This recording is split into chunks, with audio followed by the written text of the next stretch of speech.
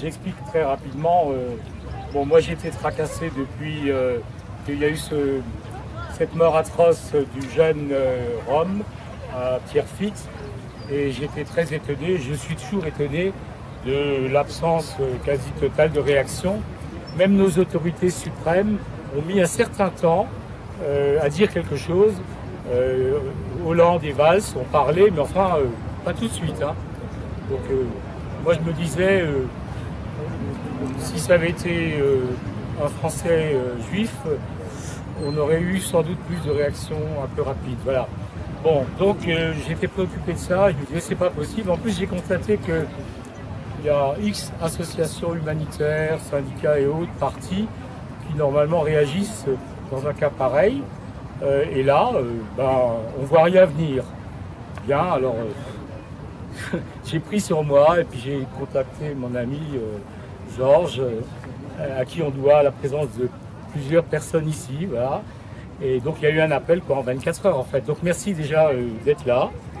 Ça vaut mieux que le fait qu'il n'y ait personne. Alors, un peu paresseusement, je vais vous lire le texte parce que j'étais préoccupé. Je suis tombé sur Internet sur un texte qui correspondait exactement à ce que je pensais. Alors, autant prendre ce texte.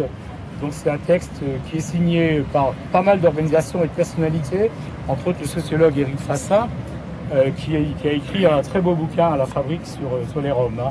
Et il se trouve que, bon, l'UJFP, l'Union Juive Française de Plateau ici, est signataire. Bon, donc voilà, on peut dire que c'est carrément officiel.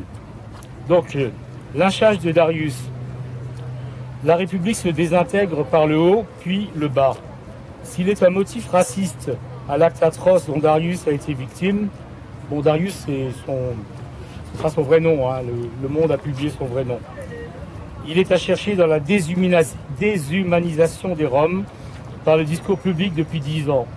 Si cette violence politique ne cesse immédiatement en actes et en mots, il se pourrait bien que l'image interdite du corps martyrisé du jeune Darius, meurtri dans un chariot en zone urbaine sensible, préfigure l'état où sera, dans un avenir prochain, l'ensemble de la République en péril. Pour l'éviter, donc, le groupement Justice et Paix pour tous les Darius des quartiers, donc c'est le nom qu'ils ont pris à l'occasion, appelle à un rassemblement vendredi à 18h devant la mairie de Pierrefitte. Et donc voilà, j'ai choisi de faire le rassemblement à Strasbourg devant ce monument mort très symbolique avec ces deux hommes, un français, enfin un de l'armée allemande, un de l'armée française, morts. Voilà. Et donc on fait ça en même temps qu'à Pierrefitte. Vendredi 13 juin, Georges C., dit Darius, 16 ans, Rome de nationalité roumaine, a été sauvagement battu et laissé agonisant dans un chariot en bordure du quartier ruiné de la, entre guillemets, Cité des Poètes à Pierrefitte, en Seine-Saint-Denis, le 9-3. Cette agression indique que la classe politique a fait franchir à l'ensemble de la société française un seuil supplémentaire vers sa désintégration. La société civile, consciente et active, attend de la classe politique un sursaut et une remise en question radicale de l'exercice de sa fonction. Sans quoi, le mal dont est pris le corps social progressera encore par ces deux extrémités, suivant un processus d'auto-alimentation, d'une part, croissance de la peur, banalisation de la violence dans la population, et d'autre part, croissance de l'idéologie raciste fasciste dans les élites politiques, économiques et culturelles. C'est au progrès de cette idée que servirait une guerre raciale où s'abîmerait la population. Le maire socialiste de Pierrefitte, premier responsable de l'abandon des hommes, des femmes et des enfants sur le territoire dont élu il est en charge, sans mot aucun pour la victime et sa famille, appuie dans ses déclarations à la presse, c'était le lendemain, les soupçons de larcin pesant sur le jeune homme.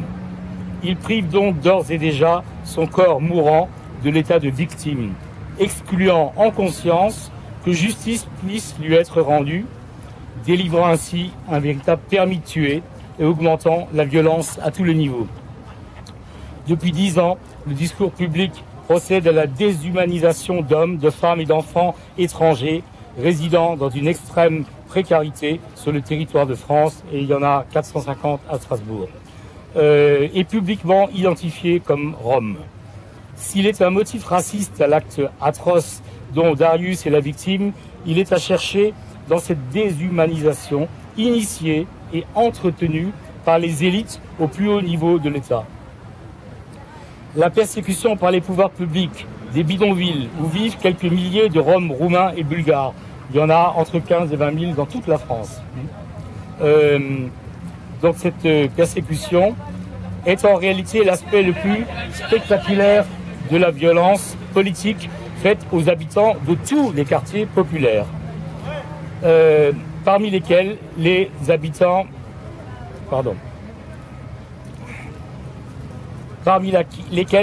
abandonnés de la Cité des Poètes, privés d'emploi, de logements décents, de droit à l'éducation et à la culture, et stigmatisés comme, entre guillemets, immigrés, entre guillemets, musulmans, entre guillemets, sauvageons. Au-delà du traumatisme et de l'immense tristesse, de la douleur qui revient à sa famille et auquel doit se joindre, dans le plus grand respect, le plus grand nombre, la justice doit être impérativement rendue. Ce drame doit servir d'ultime alerte.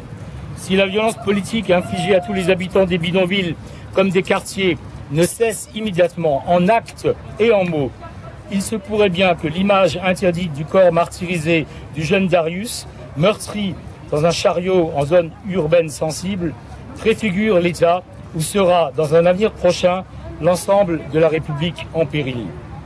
Alors je vous lis, si vous voulez bien, les signatures des associations et des personnalités qui ont rédigé donc ce texte.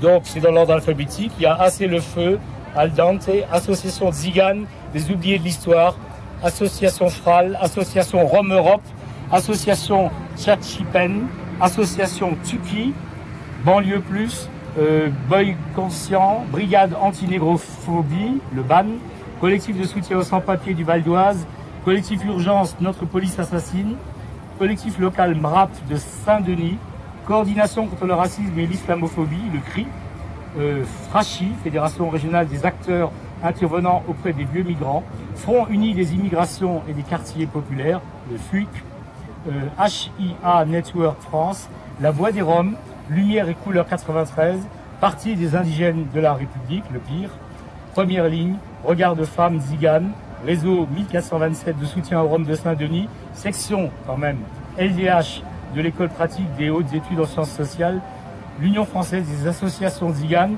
l'Union juive française pour la paix, Zonzon 91, Zonzon 93, ainsi que de Éric Fassin, sociologue, Université Paris 8, Ouria Boutelja, Parti des indigènes de la République, Omar Slaouti, militant du collectif Justice et Vérité pour Ali Ziri, Sarah Carmona, département IRMMC, Université de la Manouba à Tunis, Saskia Cousin, anthropologue, Université de Paris 1, Sonia Feynman, c'est une camarade de International Jewish Anti-Zionist Network, auquel j'appartiens également.